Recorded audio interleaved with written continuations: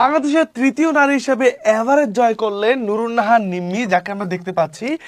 এই সাম্প্রতিক টপিকটা থেকে আগামী 10 বছর না, 20 বছর না, 30 বছরও যদি এভারেস্টের এই টপিক থেকে একটা একটা করে প্রশ্ন কমন পড়ে, তাহলে আজকের আমার এই স্লাইড থেকেই কমন আসবে ইনশাল্লাহ।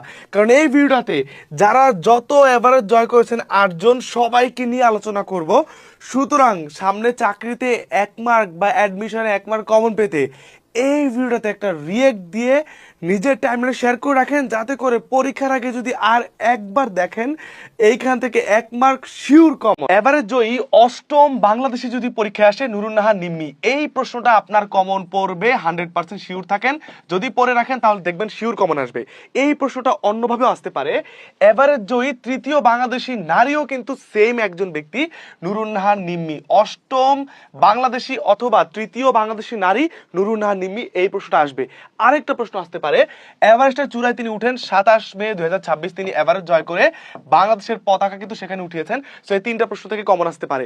এরপরে তার গাইড ছিল, যিনি তাকে গাইড দিয়ে এভারেস্ট পর্যন্ত নিয়ে গিয়েছেন, 2 জন, দাওয়া নুপু শেরপা ও লাকপা থিন্দুক শেরপা, এই 2 জন। পরবর্তীতে অভিযান ব্যবস্থাপনায় যেই প্রতিষ্ঠান ছিলেন 8K এক্সপিডিশন, এবং এই নিম্মি উনি কিন্তু রংপুরের মেয়ে আমরা জানি, এবং তারপরে তিনি কর্মরত আছেন পূবালী ব্যাংক পিএলসিতে প্রিন্সিপাল অফিসার হিসেবে, এবং শিক্ষার্থী ছিলেন ভূতত্ত্ব বিভাগ, ঢাকা বিশ্ববিদ্যালয়। সো এই তথ্যগুলোর মাঝখানে এই 3টা স্টার করাগুলো আপনারা একদম পড়ে ফেলবেন। পরবর্তীতে বাংলাদেশ থেকে যে 8 জন এভারেস্ট জয় করেছেন, এই 8 জন সম্পর্কে যে যে তথ্য আছে সব তথ্য আমরা এখন জেনে যাব। যেমন বাংলাদেশের প্রথম এভারেস্ট জয়ী ব্যক্তি হচ্ছে মুসা ইব্রাহিম, এই প্রশ্নটা আসতে পারে, এই মুসা ইব্রাহিম, এবং ওনার ক্ষেত্রে এই 23 মে 2010, এই তারিখটা ওনার ক্ষেত্রে আসতে পারে। সবার তারিখগুলো ইম্পর্টেন্ট না, যেগুলো যেগুলো ইম্পর্টেন্ট আমি স্টার মার্ক করে দিব। স্টার করাগুলো আপনি একদম পড়ে ফেলবেন। সো গুরুত্বপূর্ণগুলো স্টার করে দিচ্ছি, আপনি শুধু একটা রিয়েক্ট দিয়ে নিজের টাইমলাইনে শেয়ার করে রাখেন, যাতে করে ফ্রি টাইমে আপনি আরেকবার দেখবেন, পরীক্ষার আগে দেখবেন, যাতে করে ভুলে না যান, এবং আপনার টাইমলাইন থেকে দেখলে আপনারা দেখবেন কমন আসবে। পরবর্তীতে দ্বিতীয় বাংলাদেশি এবং 2বার এভারেস্ট জয় করেছে। দ্বিতীয় বাংলাদেশি দুইবার, দুইবার ভিন্ন ভিন্ন পথেই তিনি এভারেস্ট জয় করেছেন। এম এ মুহিত, যদি বলে কোন বাংলাদেশি 2বার এভারেস্ট জয় করেছেন, সেটা কিন্তু হবে এম এ মুহিত। তো তিনি কিন্তু 2011, 2012 এই 2টা সালে কিন্তু তিনি এভারেস্ট জয় করেছেন। এইবার তৃতীয় বাংলাদেশি অথবা যদি বলে প্রথম নারী হিসাবে এভারেস্ট জয় করেন কে?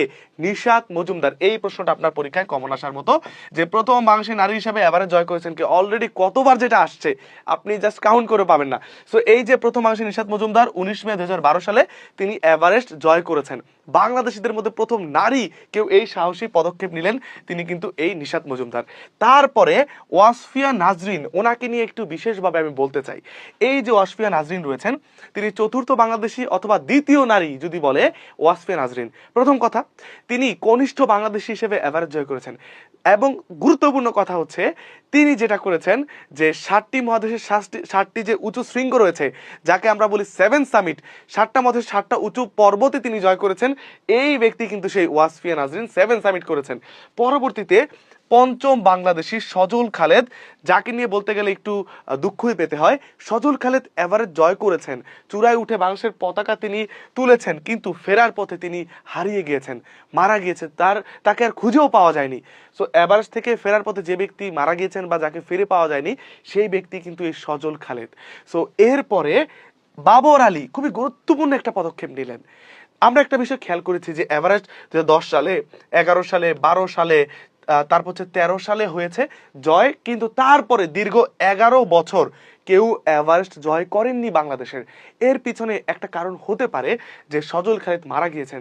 যেমন আপনাদের এলাকায়, আপনাদের বাড়িতে আপনি খেয়াল করে দেখবেন, যদি কোনো একটা বাচ্চা পানিতে পড়ে মারা যায়, পরবর্তীতে সকল বাবা মা কি বলে, এই কেউ পানির কাছে যাবে না, বা অন্তত কয়েক মাস, কয়েকদিন বাচ্চাদেরকে একটু বেশি সেফ রাখে পানি থেকে। এই জিনিসটা হয়তো বা হয়েছে যে এরপর দীর্ঘ 11 বছর কেউ এভারেস্ট বাংলাদেশে জয় করেননি বা করতে সাহস করেননি। এরপর সাহসী পদক্ষেপটুকু যিনি নিলেন, তিনি একজন ডাক্তার, চট্টগ্রাম মেডিকেল কলেজের একজন শিক্ষার্থী, একজন ডাক্তার, সেই চিকিৎসক চট্টগ্রামের বাবর আলী, তিনি 2024 সালে এভারেস্ট জয় করেছেন। এবং এই যে সপ্তম বাংলাদেশি ইকরামুল হাসান শাকিল, যাকে দেখতে পাচ্ছেন আমার সাথেও, আমরা একই একটা রানিংয়ে একসাথে দৌড়িয়েছিলাম, সো সেখানে তার সাথে ছবি তোলা। এই ইকরামুল হাসান শাকিল করলেন আরেক রেকর্ড। তিনি যেটা করলেন, C2 সামিট পরীক্ষাটা এসেছিল, C2 সামিটের মাধ্যমে এভারেস্ট জয় করেছেন কে? ইকরামুল হাসান শাকিল। এখন C2 সামিটটা কি? ব্যাপারটা হচ্ছে তিনি কক্সবাজারের যে ইনানি সমুদ্র সৈকত রয়েছে সেখান থেকে পায়ে হাঁটা শুরু করলেন, হাঁটতে হাঁটতে ঢাকা গেলেন, হাঁটতে হাঁটতে পঞ্চগড় গেলেন, হাঁটতে হাঁটতে নেপাল গেলেন, পায়ে হেঁটে টানা আবারও তিনি সব কি করলেন, এভারেস্ট জয় করলেন। অন্যরা কি করে, তারা নেপাল পর্যন্ত পৌঁছায়, বেস ক্যাম্পে যায়, পরে তারা পায়ে হেঁটে উঠে। অন্য জায়গায় হয়তো কেউ গাড়ি করে যায়, কিন্তু তিনি একদম বাংলাদেশের কক্সবাজার থেকে পায়ে হেঁটে এভারেস্ট পর্যন্ত গিয়েছেন, যেটাকে বলা হচ্ছে C2 সামিট। সেই ব্যক্তির নাম যদি পরীক্ষা আসে আপনারা দিবেন ইকরামুল হাসান শাকিল। ফাইনালি যাকে নিয়ে আমরা কথা বলছি, তৃতীয় বাংলাদেশি নারী বা অষ্টম বাংলাদেশি, এই নুরুন্নাহার নিম্মি। ওনার ক্ষেত্রে আবার এই তারিখটা কিন্তু গুরুত্বপূর্ণ, ওনার ক্ষেত্রে এই তারিখটা গুরুত্বপূর্ণ। সর্বশেষ বাংলাদেশি তিনি কিন্তু এভারেস্ট জয় করেছেন। তো সবার সম্পর্কে আমরা জানতে পারলাম। কেউ আবার ভাইবেন না এই পিডিএফটা আপনারা কিভাবে পাবেন, স্ক্রিনশট নেওয়া দরকার নাই। যারা আমার এই ভিডিওটাতে একটা রিয়েক্ট দিবেন, নিজের টাইমলাইনে একটা অন্তত শেয়ার করবেন, বন্ধুদেরকে মেনশন দিয়ে এগুলো স্ক্রিনশট নেন, এই 3টা কাজের স্ক্রিনশট নেন।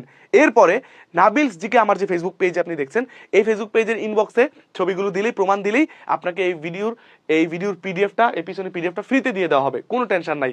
তারপরেও এছাড়াও আমার কাছে রয়েছে 30টা সাধারণ জ্ঞানের টেকনিকের ভিডিও, যেগুলো আমার নিজের ভিডিও, আমি সুন্দর করে সাজা রাখছি। যারা শেয়ার করবেন তাদেরকে আমি ইনবক্সে 30টা ভিডিও দিয়ে দিব। আপনি টেকনিকের ভিডিওগুলো দেখলে জিকে একদম সহজে আপনার মুখস্থ থাকবে। তো এভারেস্ট নিয়ে সবকিছু জানবো, যেমন বিশ্বের সর্বোচ্চ পর্বতশৃঙ্গ কিন্তু মাউন্ট এভারেস্ট, যেটা কিন্তু হিমালয় পর্বতমালার অংশ। হিমালয় পর্বতমালা রয়েছে 5 থেকে 6টা দেশে, ভারত, পাকিস্তান, ভুটান, নেপাল, তিব্বত, চীন, মানে এই জায়গাগুলোতে। কিন্তু এইটার যে এভারেস্ট যে পর্বতটা রয়েছে, এইটা কিন্তু রয়েছে নেপাল এবং চীনের তিব্বতের ওই অংশটাতে।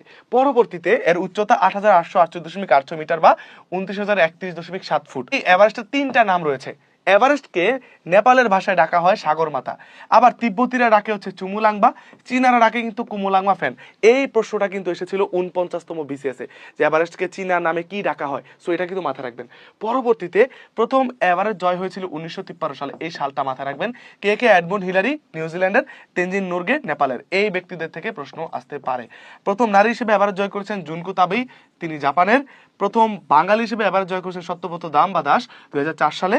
এবং 2026 সালেও যিনি একবার এভারেস্ট জয় করার মধ্য দিয়ে এখন অব্দি 32 বার এভারেস্টের চূড়ায় উঠেছেন, তিনি কিন্তু কামি রিতা শেরপা। তাহলে বুঝেন এটা কত ইম্পর্টেন্ট প্রশ্ন, এটা পরীক্ষায় আসার সম্ভাবনা রয়েছে। কামি রিতা শেরপা, তিনি 2-3 বছর বাদ দিয়ে বাকি প্রতি বছরই তিনি একবার করে এভারেস্ট জয় করেন, কামি রিতা শেরপা। এবার হিমালয়ের কন্যা বলা হয় কোনকে, এটা পরীক্ষায় আসে, অলরেডি এসেছে অসংখ্যবার। হিমালয়ের কন্যা বলা হয় নেপালকে।